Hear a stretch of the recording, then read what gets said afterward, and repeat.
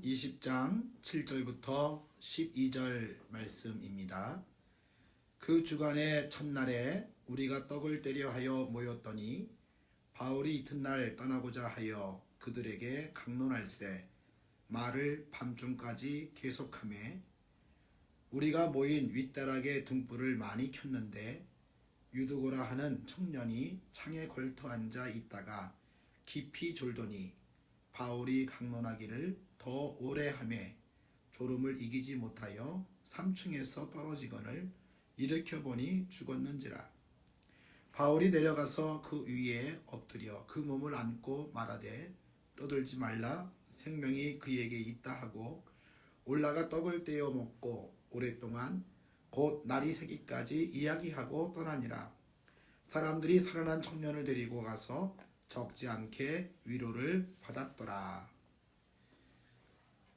드로아라고 하는 지역은 관통이라고 하는 뜻을 가지고 있는 소아시아 서북 무시아도에 있어 마게도냐와 거래하는 중요한 항구로 터키 서쪽 에게의 항구 고대 트로이에서 약 10km 떨어진 지점이라고 합니다.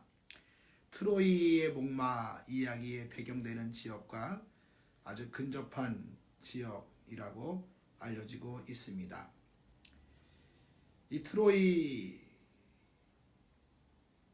가까운 지역에 있는 드로아는 바울이 마게도냐인의 환상을 본 그러한 장소이기도 하죠. 그래서 아시아로 복음을 전하느냐 유럽으로 복음을 전하느냐라고 할 때에 아시아에서 유럽으로 가게 되는 계기가 이 드로아에서 본 환상이었습니다. 또 사도 바울은 그 디모데에게 드로아의 집에 둔 겉옷을 가죽에 쓴 것을 가지고 오라고 이제 부탁하였죠. 예수님께서도 베다니에 이 마리아와 마르다의 집이 예수님 다닌 길 옆에 있어서 그 집에 많이 다니셨듯이 사도 바울도 이 드로아라고 하는 지역은 늘 경유하여 가는 그러한 중요한 곳이었던 것을 알 수가 있습니다. 바울이 드로아의 한 성도의 집 3층에서 밤늦도록 말씀 전할 기회가 있었습니다. 많은 성도들이 모여 설교를 듣고 있었는데 그때 유도고라고 하는 청년도 창문 틀에 앉아 말씀을 듣고 있었다가 설교가 길어지자 그 청년이 깜빡 졸다가 그만 창문에서 떨어져서 죽는 일이 발생합니다. 바울이 말씀을 전하던 곳은 3층 다락방인데 늦은 밤이라 등불도 많이 켜놓았고요. 바울이 말씀을 잘 전한다 해도 젊은 사람이 밤새 듣기에는 무리였던 것 같습니다. 유두고라고 하는 이름의 뜻은 행운아라는 뜻이죠. 그 당시 해방된 노예들이 사용하던 이름에 많이 사용됐던 이름이 유두고라고 합니다. 이 유두고도 아마 누군가의 몸종이었을 것이다, 아니면 천한 신분의 사람이었을 것이다 라고 보고 있습니다. 낮에는 온종일 가진 노동으로 피곤하다 보니 밤새 말씀을 듣기에는 어려웠을 것으로 보고 있습니다. 그는 피곤을 이기지 못하고 밤새 말씀을 듣다가 피곤을 이기지 못하고 잠에 빠져든 것을 보게 됩니다. 그런데 성경 어디에도 유두고가 불성실한 사람, 게으른 사람이라고 그를 구박하거나 또 나쁘게 보지 않습니다. 그러면 유두고가 창가에 앉아서 졸고 있었던 이유가 무엇일까요? 그래도 종합주석에서 보게 되면 세 가지 이유를 학자들이 이야기하고 있다고 합니다. 첫 번째는 뭐냐면 그는 비천한 신분이었기에 하루 종일 노동에 시달렸고 바울의 설교가 길어짐으로 인해서 졸게 되었다. 또 장소가 등불을 많이 켜놨다고 하는 것은 뭐냐면 그만큼 산소를 많이 이렇게 소멸되게 되어서 결국에는 그 부족으로 인해서 졸음이 가중되었다라고 이제 보고 있습니다. 두 번째는 뭐냐면 하나님 말씀을 들을 때에는 우리가 졸지 말고 정신을 차리고 또 예배를 드리고 말씀을 들으라고 하는 경고의 메시지다라고 보는 분도 있습니다. 세 번째는 하나님이 어떠하신 분인지를 증거하기 위해서 쓰여졌다고 하는 것이지요. 하루 종일 노동에 지쳐서 피곤한 유두고가 하나님께 예배를 드리는 그 시간, 그 가운데서 떨어져 죽었다가 다시 살아난 사건은 이렇게 피곤한 중에도 하나님 말씀을 들으려고 했다가 어려움을 당했지만 하나님의 권능으로 다시금 살게 됨으로 인해서 다시금 큰 은혜가 되었다고 하는 이야기를 해주고 있어요. 그 중심에 말씀을 사모하는 마음을 갖고 예배에 참여한 유두고를 하나님께서는 그 중심을 보시고 살리신 그와 같은 은혜를 베푸셨다라고 보고 있습니다. 우리들도 피곤한 가운데 있는 분들이 있습니다. 하루 종일 일하고 예배 자리에 와서 말씀을 듣는 이들도 있는데 유두고가 떨어지자 바울은 곧장 아래로 뛰어내려가서 유두고를 끌어안고 주변 사람들에게 떠들지 말라고 기록하고 있고 걱정하지 말라고 하는 말을 하고 있습니다.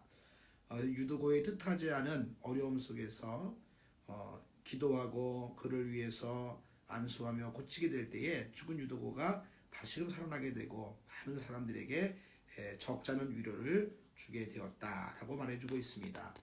예배를 통해서 주어지는 하나님의 은혜가 있고 하나님의 생명이 있다고 하는 것을 말씀해 주고 있습니다.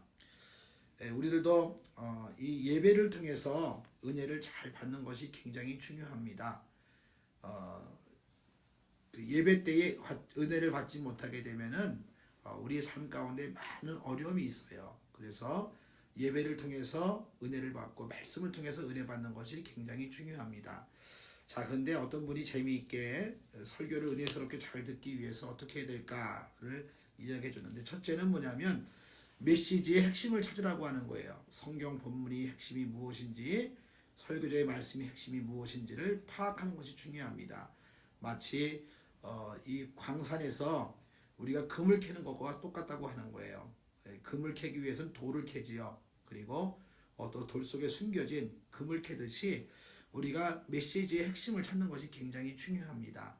예수님께서 사랑에 대해서 말씀하시는데 예를 들면 목사님이 설교하다가 사랑에 대한 메시지를 전하다가 예화된 내용들이 나와요. 거기에 얽매이지 말고 예수님은 사랑이시고 우리에게 사랑하라고 하는 말씀을 주셨구나. 그 핵심 메시지를 잘 찾아서 들으라고 하는 거죠. 두 번째는 뭐냐면 나는 이 성경 말씀을 다른 사람들에게 어떻게 유익하게 전할까를 고민하라고 하는 거죠. 내가 전할 때는 어떻게 전할까? 내가 소화한 말씀, 내가 은혜 받은 말씀, 깨달은 말씀이 있으면 그것을 가지고 다른 사람에게도 전할 수가 있는 것을 알 수가 있습니다. 세 번째는 많이 기록하라고 하는 거예요. 기록하다 보면 마음이 정리가 되고 말씀이 정리가 되어서 그 말씀이 우리에게 큰 은혜가 된다는 걸 보게 됩니다. 네 번째는 뭐냐면 혹시 설교가 은혜롭지 못한다 할지라도 찬송가나 성경 봉독이나 기도나 또한 여러 가지 예배의 이런 요소들이 있잖아요. 그 가운데서 우리가 깨우침을 얻고 가라고 하는 겁니다. 찬송을 통하여 말씀을 통하여 은혜 받으라고 하는 거죠. 어거스틴이 크게 회심하게 되었던 이유 중에 하나가 뭐냐면 어린아이들이 떠들면서 놀이하는 가운데서 들려왔던 소리예요. 취하여 읽으라, 취하여 읽으라. 그래서 취하여 읽으라는 말을 듣고 성경을 폈더니 이 로마서에 있는 말씀이 나오는데 낮에와 같이 단정히 깨워서 이제 빛을 발하라고 하는 말씀을 듣고 그가 어둠 속에 있던 영혼이 깨어나서 하나님께 돌아오게 됐다고 하는 얘기죠. 다섯 번째는 이렇게도 저렇게도 은혜가 되지 않는 경우가 있잖아요. 그럴 때는 예수님을 깊이 생각하라고 하는 거예요. 우리 예수님은 어떠한 마음으로 사셨을까? 예수님을 깊이 묵상하는 가운데 지나다 보면은 예배 시간, 말씀 듣는 시간이 큰 은혜가 된다고 하는 그러한 이야기입니다. 사랑하는 청년들이 청년의 때에 은혜를 듬뿍 받아서 말씀으로 성장하게 되어서 이 큰 믿음 가운데 거하게 되기를 바랍니다. 유두고가 피곤하고 힘든 가운데 있지만은 예배를 잘 드림으로 인해서 많은 사람에게도 은혜를 끼치고 본인도 죽었다가 살아나는 큰 기적을 경험하게 되었습니다. 우리 청년들도 예배에 꼭 은혜 받는 그러한 삶이 되시기를 주의 이름으로 간절히 축원을 드립니다. 감사합니다.